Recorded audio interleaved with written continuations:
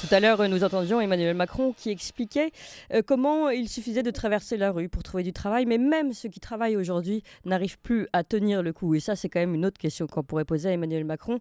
Depuis plus de 3 semaines maintenant, un long message est affiché sur la porte vitrée d'une boulangerie en Eure-et-Loir. Eh bien, ce boulanger et sa femme, tout simplement, ont demandé, ont ouvert une cagnotte et demandent de l'aide à leurs clients, car ils craignent de devoir fermer définitivement leur commerce si la situation ne s'améliore pas. Pour mieux comprendre ce qui se passe, nous sommes avec ce boulanger, Aurélien Martin. Bonjour. Bonjour. Et donc le nom de votre boulangerie, c'est la boulangerie Martin et Seigneurie, c'est ça? Oui, c'est ça. Et vous avez mis donc depuis maintenant plus de 3 semaines ce panneau, cette affiche à l'entrée de votre boulangerie. Qu'est-il écrit sur cette affiche? Eh ben, il est signifié qu'on a des grosses difficultés de trésorerie suite à plusieurs augmentations, dont l'électricité, les matières premières. Et Oui, donc, nous sommes en déficit, donc nous avons besoin un peu d'aide. oui. Donc c'est vraiment ça, hein, Et c'est en vraiment fait, long. Ouais, on allez-y. voudrait éviter de refaire des crédits en fait par derrière. Hmm. C'est surtout pour ça qu'on fait ça, sinon on s'en sortira jamais si on fait crédit sur crédit. Bien sûr, bien sûr. Donc c'est vraiment ça, hein, qui a fait, qui vous a mis, qui vous a fait basculer dans l'extrême difficulté, c'est l'augmentation des tarifs, évidemment, de l'électricité, enfin de l'énergie en général. Et on sait que c'est très important, l'énergie, l'électricité, notamment pour les boulangers, puisque tout simplement, il y a les fours, hein, qui consomment énormément.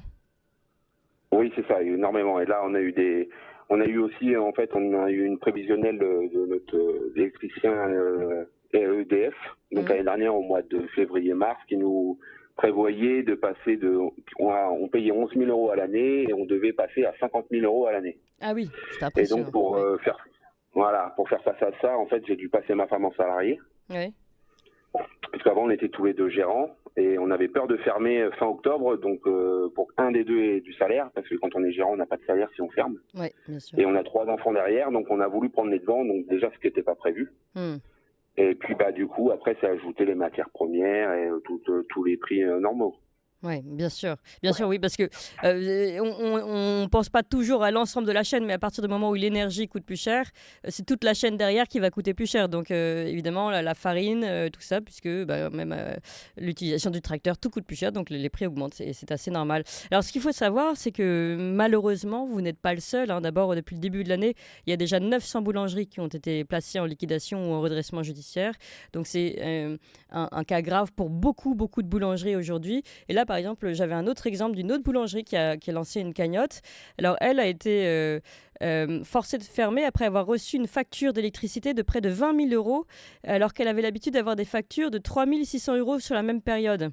Donc, on voit bien des écarts monstres qui ne sont pas du tout prévisibles, parce qu'on se dit, bien sûr, il faut prévoir les aléas. Mais là c'était impossible de prévoir ou même de constituer une trésorerie pour pouvoir tenir le coup. Et la question aussi qui se pose, Aurélien Martin, c'est finalement, si vous sortez là de ce mauvais pas, comment vous allez faire demain? Parce que pour le moment, on ne voit pas aussi d'amélioration sur le coût de l'énergie.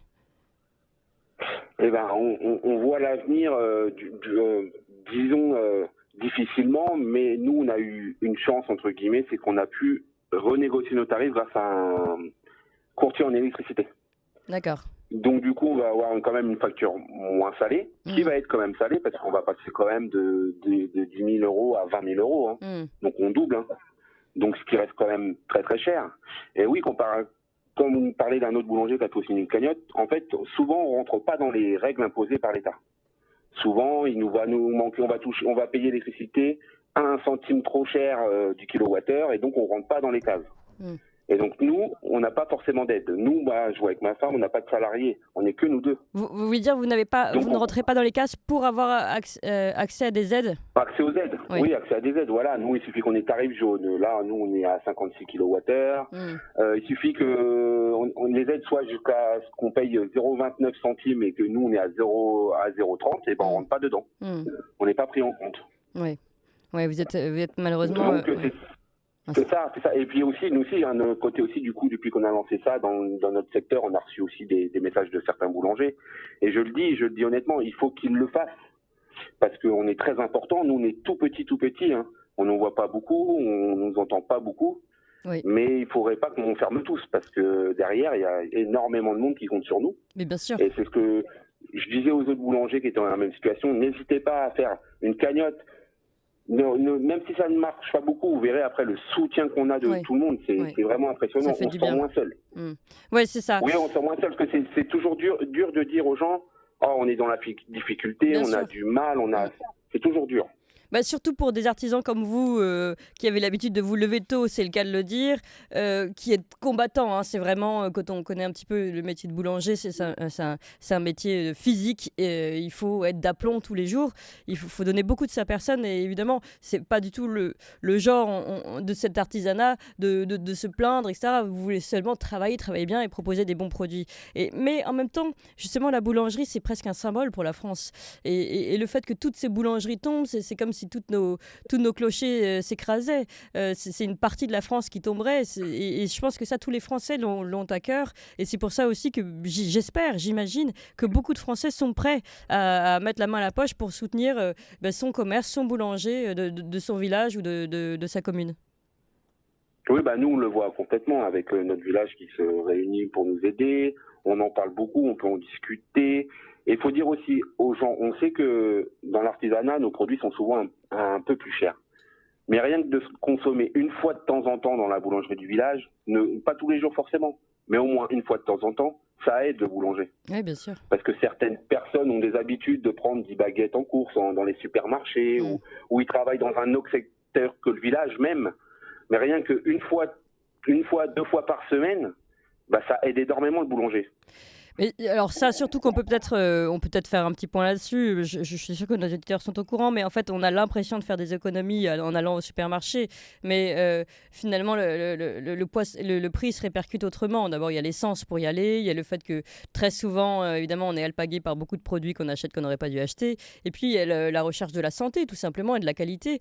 Et cette qualité, on la retrouve chez vous. Et une bonne qualité assure une bonne santé, il faut le savoir. En fait, c'est aussi miser sur sa santé plus tard.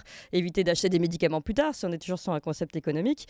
Et puis, dernière chose, finalement, si tous les commerces tombent, vous payez aussi des impôts locaux. Donc, vous soutenez aussi la commune. Si tous les commerces tombent, la commune n'a plus, n'a plus cette richesse pour pouvoir faire d'autres choses. Donc, il faut vraiment prendre tout ça en compte et avoir une vision plus globale que seulement l'économie des 50 centimes au moment de l'achat.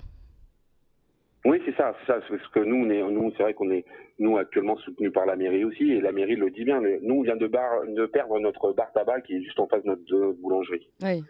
Et nous, quand on en parle avec monsieur le maire, ça, c'est effroyable, ça fait peur pour le village. Oui. Parce que le village de 800 habitants, nous, c'est ce qui nous fait vivre, c'est ce que nous fait vivre les gens nous font vivre aussi. Bien sûr. Et c'est vrai que si on commence à tout perdre à cause de simples factures qui augmentent alors qu'on ne sait même pas pourquoi, Oui. forcément, ça peut pas jouer. Et nous aussi, en tant que petits boulangers comme nous, on n'a pas les mêmes pouvoirs que les grandes. Il faut bien expliquer aux gens que moi, je ne vais pas payer le même prix mon kilo du sucre, moi, en tant que petite entreprise, que moi et ma femme, comparé à une entreprise où il y a 10 salariés. Eux, ils achètent 50 kilos de sucre au mois. Nous, on n'en achète que 10 kilos, par exemple. Mais eux, nous, en fait, on va payer leur prix qu'eux, ils obtiennent. Ouais, vous payez le prix plein. Toujours. Ouais, vous payez ah ouais, prix nous, plein. on paye toujours. On peut pas négocier. Mais bien sûr, vous n'avez pas le poids de la négociation. On comprend tout ça très bien. C'est pour ça aussi. Ouais. Une question encore, Aurélien Martin, avant de demander comment on fait concrètement pour vous aider. Une question, parce que vous disiez, on ne comprend même pas pourquoi il y a une augmentation de l'électricité. Donc, j'en profite pour vous demander, est-ce que vous comprenez ce qui se passe au niveau de l'énergie? Est-ce que vous comprenez, par exemple, qu'on ait voulu faire des sanctions à la Russie, mais qui retombent plus sur la France que sur la Russie, par exemple? Est-ce que c'est des choses... Comment vous l'interprétez, tout ça? Moi, tout ça, bon après, je suis pas forcément politique ou je sais pas ce qu'ils font par derrière. Après, ce que je regarde, c'est que l'Espagne est sortie a réussi à sortir de l'Europe pour son électricité. Oui. Donc, ils payent extrêmement moins cher que nous. Or, ils n'ont pas autant de centrales que nous, par exemple. Oui, tout à fait. Donc, pourquoi ça serait à nous, petits commerçants ou même grands commerçants, de payer? Ça peut être une question aussi qu'on peut se poser. Oui. Maintenant, après, chacun fait ses choix. Ça, c'est nous on peut rien. Faut aussi aider certains pays, certains tout ça. Il n'y a pas de problème. Mais pourquoi ça serait à nous de payer? Nous, on risque de tout perdre. Donc voilà, nous, quand on regarde ça comme ça, on se dit ouais, mais nous, on va tout perdre à cause des autres. Mais non, c'est pas forcément à cause des autres, mais pourquoi on ne fait pas certains choix pour au moins nous sauver, petits commerçants, déjà. Et après, même les moyens, on a des moyens aussi qui nous contactent et qui nous disent, nous aussi, on est dans la panade. Hein. Ça va devenir compliqué. Avec tous les salaires, avec tout ce qui augmente, c'est très, très compliqué. Oui, non, mais vous avez bien raison, et peut-être commençons par nous défendre nous-mêmes avant de défendre les autres, puisque il s'agit d'une question de solidarité, nous dit-on, sur l'Europe. En tout cas, écoutez, merci beaucoup Aurélien Martin. Alors comment on fait, hein, les auditeurs vous écoutent, pour vous soutenir? Vous avez une cagnotte en ligne également? Oui, alors on a une cagnotte Litchi qui s'appelle Sauvons la boulangerie de notre village à lui, qu'on a lancé, et aussi on a mis à côté, parce qu'on a beaucoup de personnes âgées qui ne savent pas utiliser Internet, et nous, on a mis une boîte physique dans notre boulangerie pour pouvoir qu'ils mettent de l'argent dedans. Que nous, après, on redistribue sur la cagnotte. Alors, je récapitule. Pour ceux qui habitent en Eure-et-Loire, près d'Alluy, il y a une boîte donc ouverte devant votre boulangerie.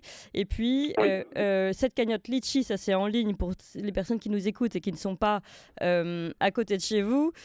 Sauvons la boulangerie de notre village. C'est un bel appel, en effet. Donc, de notre village d'Alluy, encore une fois, A2LUYES, pour ceux qui ne connaissent pas, en Eure-et-Loire. Merci beaucoup, Aurélien Martin, et bon courage. Surtout, nous aussi, nous défendons les petits artisans, et c'est aussi le rôle de Tocsin de vous donner la parole et de sonner le tocsin pour ce qui fait la France également et l'identité de la France. Merci beaucoup Aurélien Martin, bon courage. On suivra justement comment vous pouvez vous en sortir, la réussite de cette cagnotte qu'on espère bonne. Et puis nous, écoutez, Tocsin continue. Donc,